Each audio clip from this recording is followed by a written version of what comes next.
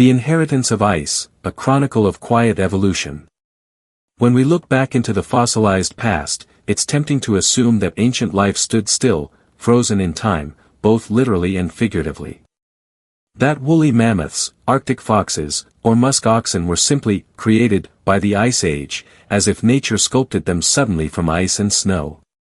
But the truth, as historians of biology are beginning to rediscover, is far more intricate, and far more poignant. A recent study published in Trends in Ecology and Evolution suggests that the adaptation to cold climates in animals didn't happen abruptly in reaction to the Ice Age. Rather, it was the result of a slow and layered evolutionary journey spanning millions of years, unfolding in waves, each tied to monumental climatic shifts. Slow shifts, strong outcomes. According to Professor John Stewart of Bournemouth University, two major periods define this evolutionary pilgrimage. The first, from the late Pliocene to early Pleistocene, roughly 3 to 2 million years ago, marked the appearance of genera that would eventually give rise to tundra and boreal specialists. The second period, the Middle Pleistocene transition, approximately 920,000 to 640,000 years ago, was when most of today's cold-adapted species took recognizable form. During this time, but there was no single path to adaptation. Some species gradually moved from temperate zones northward, adjusting to the cold as they spread.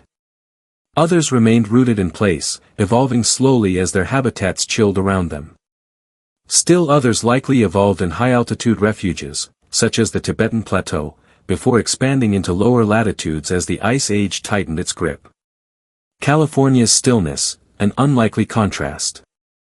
Strangely enough, not all regions tell the same story of transformation.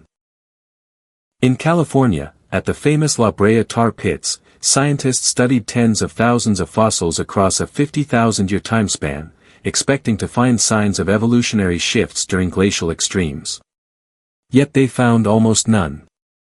American lions, saber-toothed cats, wild horses, condors, even tiny birds like meadowlarks, showed virtually no significant morphological change over time.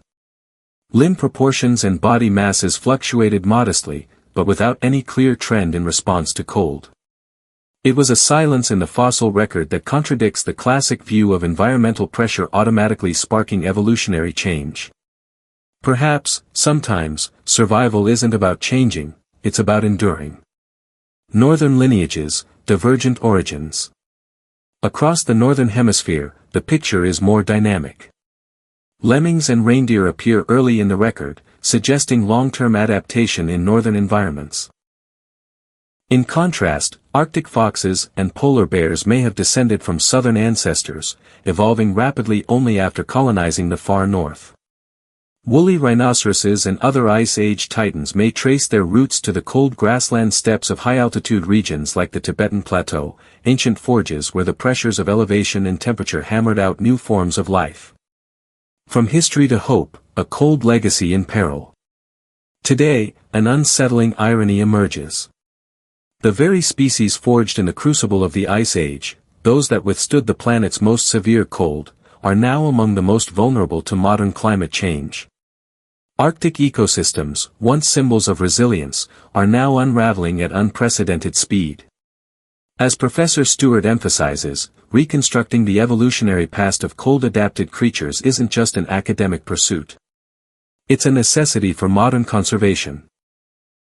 With the help of ancient DNA, fossil analysis, and ecological modeling, we can better understand how these ecosystems were built, and how to protect them. If the Ice Age shaped the identity of the Arctic, then perhaps the Anthropocene will define its fate.